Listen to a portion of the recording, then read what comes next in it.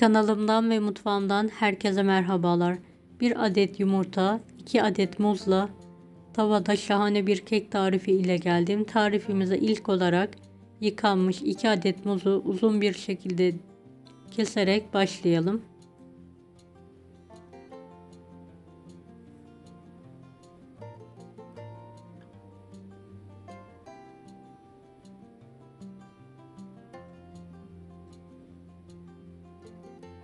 Evet, kabuğuyla birlikte kestiğim muzları kabuğundan dikkatli bir şekilde kırmadan ayıralım.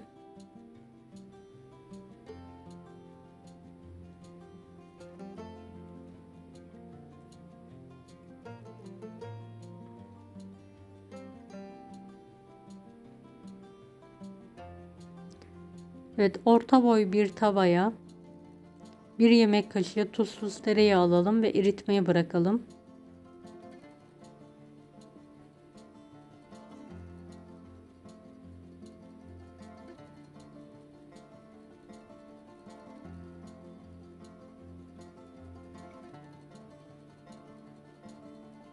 Evet, yağ eridikten sonra üzerine yarım çay bardağı esmer toz şeker ekleyelim ve karıştırarak karamelize olmasını sağlayalım. Videomu bu kısma kadar izlediyseniz yorum kısmına herhangi bir emoji bırakırsanız bana destek olmak için sevinirim.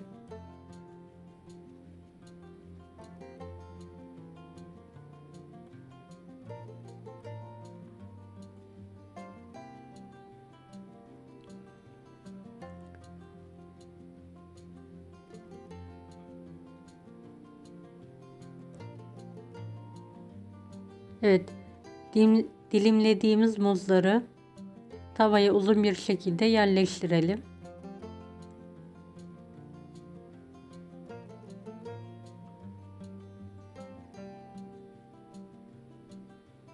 Tavanın altını kapatalım ve kekini hazırlamaya başlayalım.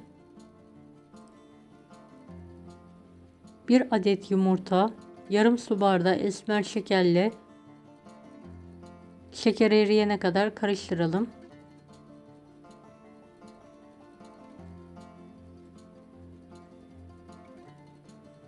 Çeyrek çay bardağı sıvı yağ ekleyelim.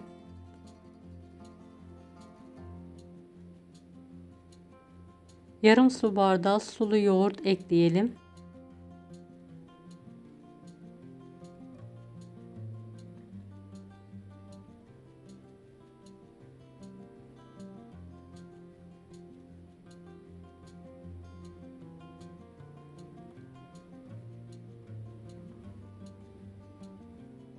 Toplamda 1 su bardağı un kullandım.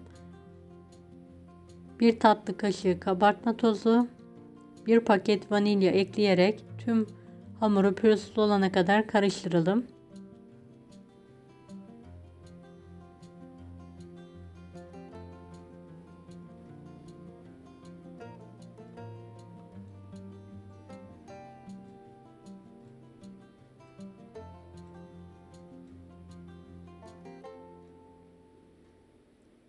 Evet, kekimiz hazır. Gördüğünüz gibi bu şekilde bir kıvamı olmalı.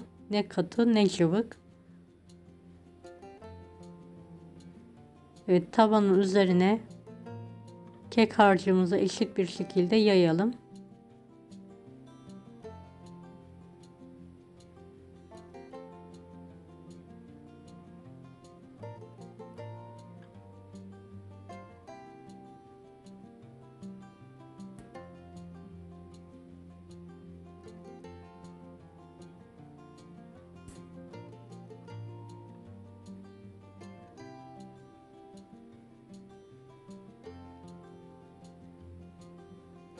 Fırınımızı önceden 170 dereceli fanlı ayara getirerek ısıtalım. Isınmış fırına kekimizi vererek pişirmeye bırakalım. Yaklaşık 30-35 dakikada kek pişiyor.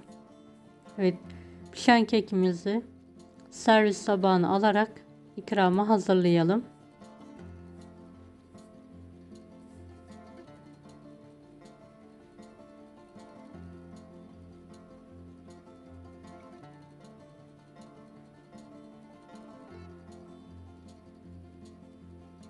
Evet, kekimiz hazır. Dilimleyerek sıcak olarak ikram edebilirsiniz.